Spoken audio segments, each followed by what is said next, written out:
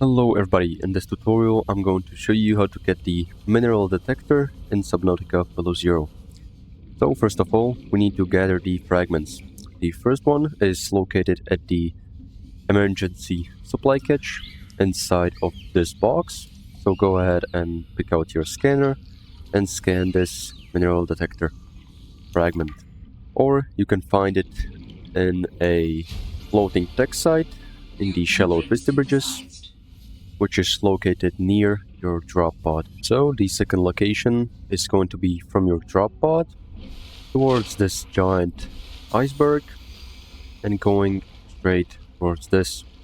As you can see in the distance, there's the structure. So once we are at the floating tech site, go to the ladder, and on the table on your left, you're gonna see the mineral detector fragment. So just go ahead and scan it. But once we already scanned it at the emergency supply crate, we get titanium from it.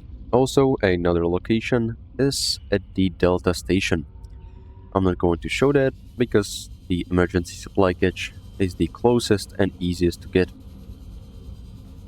So now to craft the mineral detector, you're gonna need a battery, one titanium, one copper wire, and one silicone rubber.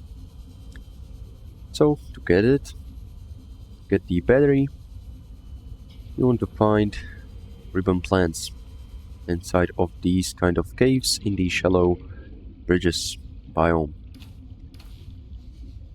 Also, the limestone outcrops will give you titanium and copper for the copper wire. So once you have all of your materials, we can go ahead and go to basic materials and craft the silicone rubber.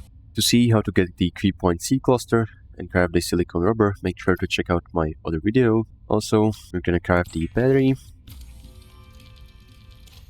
and copper wire. Now if we go to personal tools, we can see a mineral detector.